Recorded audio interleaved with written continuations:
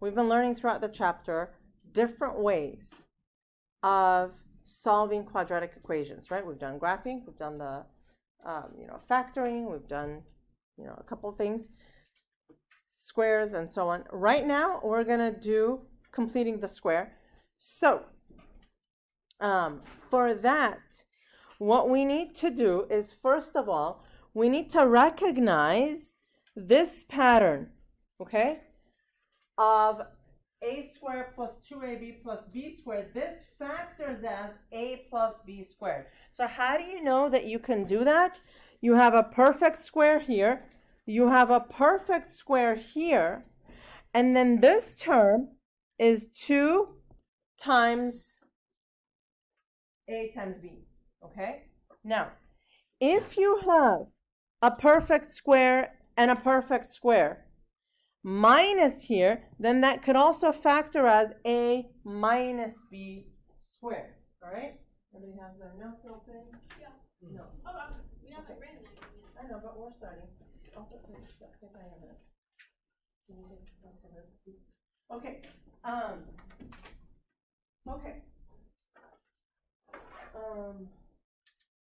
All right. So let's see if we can factor these using the square root property. Notice on this side, this follows the pattern that I was just talking about.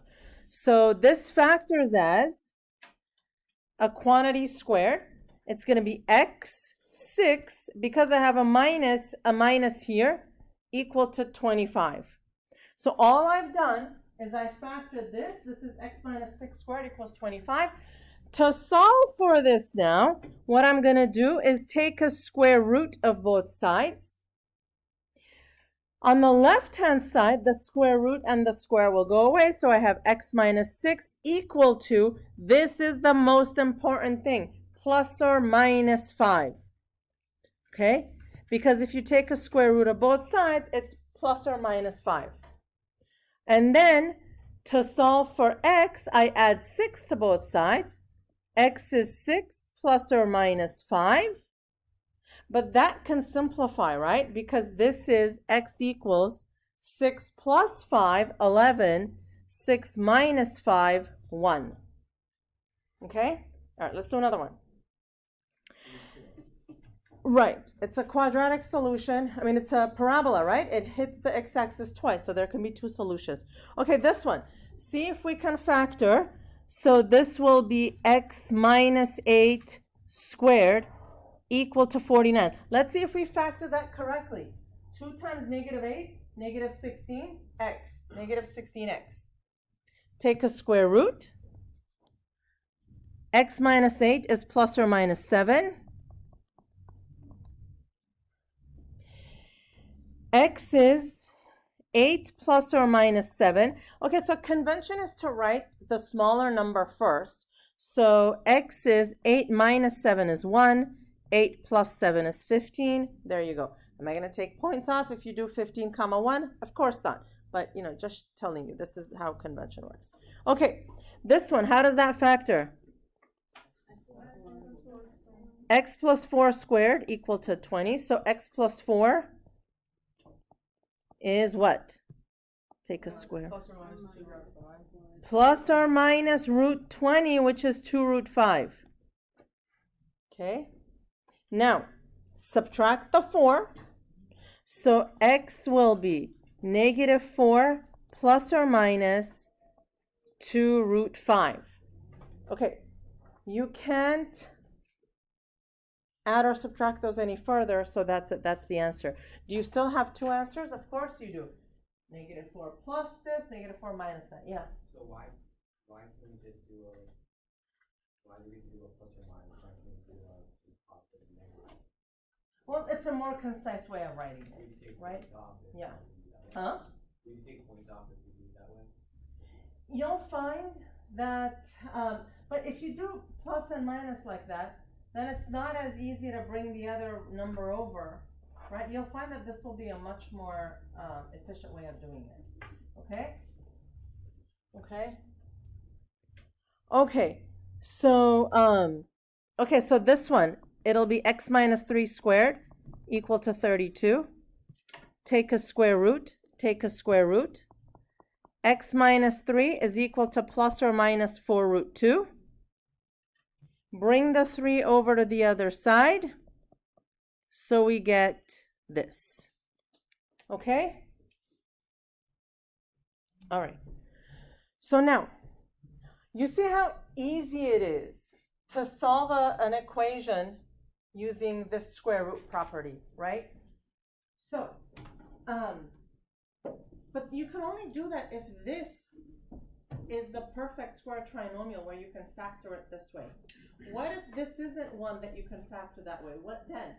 Well, the idea that we're going to look at today is you can actually take any quadratic function, manipulate it so that it is in this form, and then you can solve it that way. So here's how we call that completing the square. So basically taking something, making it into a square. So here's how that works. To find the value of this, to find this value that makes everything a perfect square, you're gonna do this.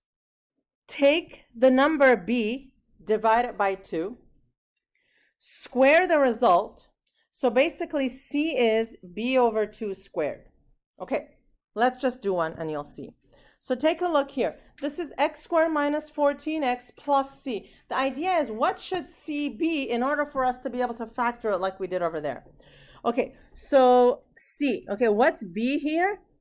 Negative 14. Divided by 2, square it, c is 49. So this will be x squared minus 14x plus 49. Okay, here. Take the 18, divide it by 2, square it. So c is 81. So this will be x squared plus 18x plus 81. So that means you can take any polynomial, any quadratic expression and make it into a perfect square trinomial and factor it the way you want to factor it. Okay? Well, for this, because all this is saying is find c that makes it a perfect square, then write the trinomial as a perfect square like this. Not for this one, but we're going to do the other ones now. Yeah. No, these are just expressions, not equations. The next page is all the equations now. Okay, so here's what we're going to do. To solve by completing the square, you're going to move the constant to the other side of the equation. Okay? Step 2, find c and add to both sides. Find c just like how we did. Factor the trinomial and then apply the square root. So let's do that. First step is to take c to the other side. So it's going to look like this. X squared minus 10x. The 24 is going to move to the other side, so it's going to be negative 24. The way I like to do this is this. X squared minus 10x plus a number equals negative 24 plus a number. Okay? Huh? I'll tell you why right now. So now look at what we're going to do. Let's figure out what c is that goes in here. What number will go in there? It's b divided by 2 squared. So how much? 25. You add the same number here, 25. Okay? You can't add 25 to one side of the equation. Then you've changed the problem. It has to be balanced. You got to do it to both sides. So now, factor this. X minus 5 squared is equal to 1. Do you see what we did? The way it was before. Look at this one, the way it was before. Can I factor it the way I was doing previously? No, because this is not a perfect square. What I did is move the 24 over. I made that a perfect square, and now I'm forcing it to be factored the way I want it to be factored. Now I could just apply the square root property, take a square root of both sides. X is 5 plus or minus, well, let me just write it this way. X minus 5 is plus or minus 1. So x is 4 and 6. Yeah. Could you just like find a number that like multiplies to 24 and adds to -10? Then Oh, like by factoring? Right, but then you wouldn't, you can totally solve this problem that way, but then that wouldn't be by completing the square, right? So here we're learning completing the square. So there are some that you could totally do that way. There are some that you can't solve by factoring, which means completing the square is your only bet. Okay? All right, so like the next one, for example. So here's what we're going to do. X squared plus 12x plus a number equals negative 25 plus a number. But isn't that Is it? Right, 25 and x are, but then if you factor, if you do x plus 5 squared, does that, do you get a 12 there? Yeah. Okay, so what number goes in the blank? 36. So here I get x plus 6 squared is equal to 11. Take a square root. X plus 6 is plus or minus root 11. Bring the 6 over. but how do we know to use 36? 12 over 2 squared? B over 2 squared. Okay? So x is this, right? So this, okay, so the first one, you could have factored using the two binomials and done it that way. This, you can't do it that way. Okay, is that your cell phone? Yeah. Okay. I just put it for X squared plus 2x plus a number equals negative 2 plus a number.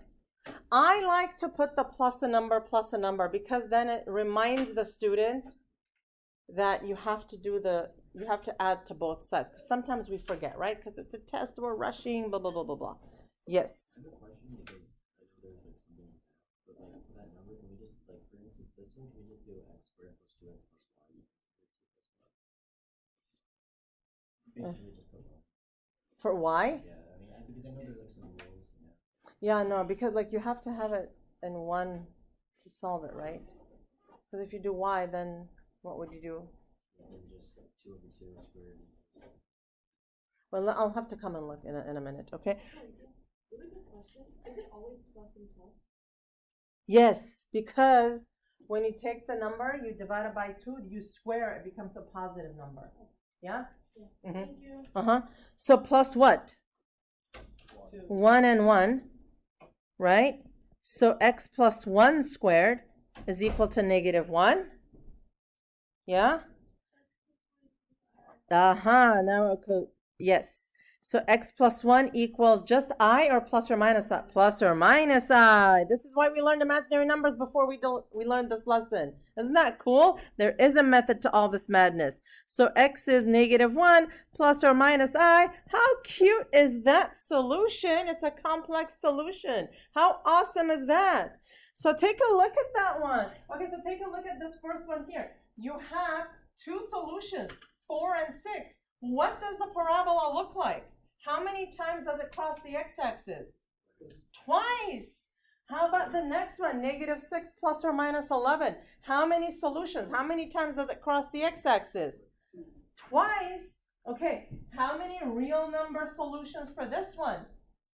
0. How many times does this cross the x-axis? Can't be infinite.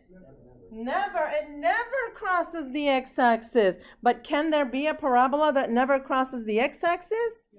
Yeah, it could just sit above, right? Like way above or way below. Okay? Isn't that cool? Of course it is. See how harmonious math is? Right? Yes. Okay, let's move on to another one. And so is the answer for that no good solution? The answer is just negative 1 plus or minus I. Okay? Okay, can you face forward? Thank you. Okay, so what number goes there? 4. Okay, so x plus 2 squared, negative 7. Okay, so now what? X plus 2 is plus or minus 7i, right? That's how that looks, right? Plus or minus root 7i. Sorry. Okay? Why is it, wait, why is it root there? If it's not root? Okay, so we took a square root of both sides. On this part, we got x plus 2. Here, the square root of 7 is just the square root of 7. But since it's negative inside, it'll be I root 7. Okay? Oh, it's not. Yeah, because doesn't that Because it's not a perfect square and it can't simplify any further. Huh? I goes on the outside? Correct. So now x will be negative 2 plus or minus I root 7. Okay? All right, questions? Yeah. You like when taking off, you wrote plus or minus root 7 and then I. Okay, so no. However, it's kind of dangerous waters because you have to be like really clear with your writing. So if you wrote it like this, where it's clearly the I is on the outside, that's fine. But then sometimes when we're rushing, we write something like this, and now you don't know, is that I inside or outside? Then you get into murky waters. And if it's absolutely not clear that the I is on the outside, you do get points off. So your best bet is to just avoid that situation entirely and just put it before the root. Yeah. I'm just really confused. Why is I on the outside? Versus where? Why is 7 on the really? Okay, so remember what we were doing last week, right? If you have, okay, so if you have the square root of, okay, if you have this, that's just that, right? It's just root 7, right? Okay, but if you have the square root of negative 7, what happens if you have a negative inside the root? It comes out as an I. And then, the 7 can't come out, so it stays in there. Okay? Also, because the square root of negative 7 is the square root of negative 1 times 7, the square root of negative 1 times root 7, right? You can split it up. This is always I root 7. Okay? All right, let's do another. So all of the ones we were doing so far had a coefficient, had a of 1, right? All of the coefficients of the x squared terms were 1. But we know life is not that simple. What if a is not 1? If a is not 1, you have to make it a 1, right? That means you have to first divide by a and then complete the square. So take a look at this one, okay? You have a 3 here. You can't have a 3 there. That means you have to divide by 3, divide by 3. And yes, we're going to get fractions, but you know what? This is honors algebra 2, and we deal with fractions. So here we go. We're going to get x squared plus 10 over 3x minus 8 over 3 is equal to 0. X squared plus 10 over 3x plus a number equals 8 over 3 plus a number. Okay? All right. Now, we're going to take the b, 10 over 3, divide it by 2, which is the same as multiplying by what? 1/2. And then square it. So that'll be 10 over 6, right? Which is what? 5 over 2 squared? I'm sorry, 5 over 3 squared. So how much is that? 25 over 9. Okay? Okay. Now, let's see if we can still do this. Of course we can. Because look, this is a perfect square. 25 over 9. The square root of it is 5/3. So it'll be x plus 5/3 squared. Did we do that correctly? 2 times 5/3 is 10/3 x. Oh my God, 10/3 x. Okay?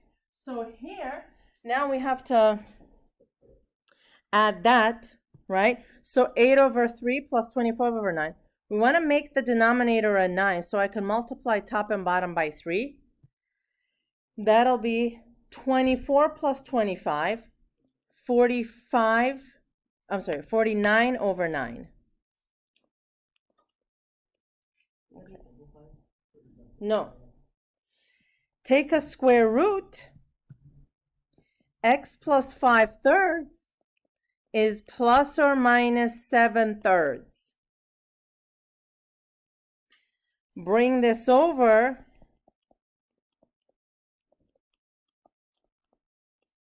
Okay? But you can simplify this. Negative 5/3 minus 7/3 is negative 12/3, which is how much? 4. Negative 4. Negative 5/3 plus 7/3 is 2/3. Okay? Any questions there? Yes, no? You see how it's the same exact method every single time. It's just it can get a little bit more tricky. You just have to follow the same method, but be careful. Okay, let's do the next one. What am I going to do first? So x squared minus 3 over 2x equals 0. X squared minus 3 over 2x plus a number, 3 over 2 plus a number. 9/16. Right, so 3 over 2 times a half, 3 over 4. Square it, 9 over 16.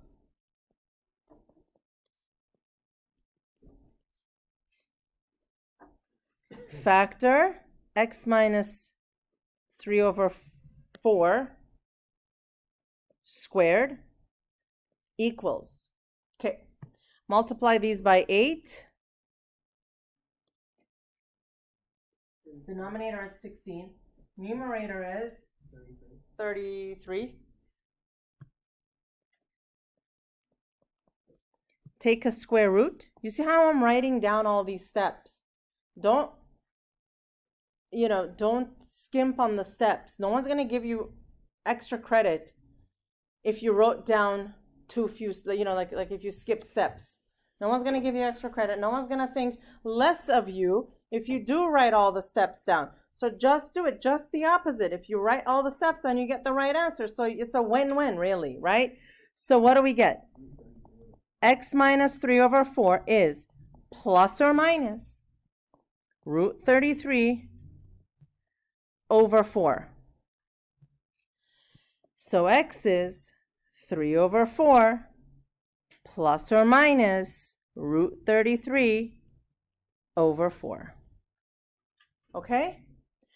In the book, that might be written as 3 plus or minus root 33 over 4, right? Because they combine it in one denominator. That's the same. Okay? It's just preference. Both are equally acceptable.